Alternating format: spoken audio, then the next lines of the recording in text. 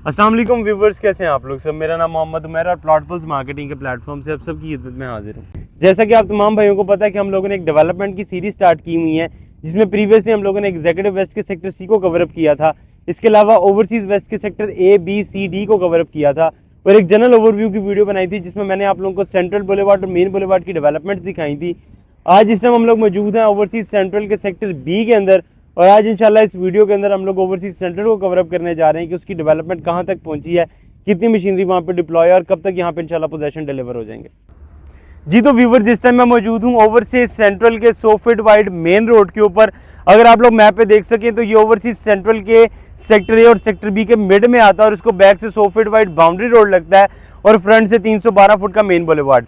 अगर आप मेरी राइट साइड पे देखें तो यहाँ पे सेक्टर ए की लैंड है और लेफ्ट साइड के ऊपर सेक्टर बी की लैंड है। अब यहाँ की डेवलपमेंट की बात कर लूँ तो मेन रोड जो 100 फीट वाइड है, इस पे इस टाइम ग्राउंड लेवलिंग का काम कंप्लीट हो चुका हुआ है और अब से तकरीबन घंटे से 1.5 घंटा पहले यहाँ पर वाटरिंग का काम चल रहा था। अब चलते हैं सेक्टर ए की और वहाँ की डेवलपमेंट मैं आप तमाम भाइयों को बताता हूँ।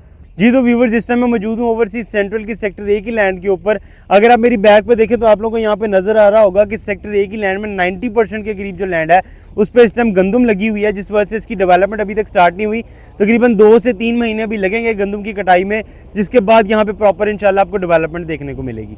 इस टाइम मैं मौजूद हूँ ओवरसीज सेंट्रल के सेक्टर बी की लैंड के ऊपर, और अगर आप लोग मैप में देख सकें तो यहाँ पे स्ट्रीट नंबर 16 से लेके स्ट्रीट नंबर 20 तक फुल पेस में डेवलपमेंट हो रही है और यहाँ पे ग्राउंड लेवलिंग का काम कंप्लीट हो चुका हुआ है, वाटरिंग का काम कंप्लीट हो चुका हुआ है, अब सीवरेज का काम हो रहा है। इसके बाद इलेक्ट्रिसिटी और पोल्स का काम होगा, देन हम लोग रोड कारपेटिंग की तरफ जाएंगे और आप तकरीबन 3 से 4 महीनों के अंदर इस एरिया को पोजेशन के काबिल देखेंगे। अगर अब मैं इस लोकेशन की कुछ प्रॉस की बात करूँ और आप लोगों ने अगर मेरी कोई प्रीवियस वीडियो देखी हो तो मैंने हमेशा ओवरसीज सेंट्रल में, अगर आप लोगों का बजट अफोर्ड करता है तो मैंने हमेशा मशवरा दिया कि आप ओवरसीज सेंट्रल में चाहे सेक्टर ए में या चाहे सेक्टर बी में एक कनाल का प्लॉट लाजमी परचेज करें।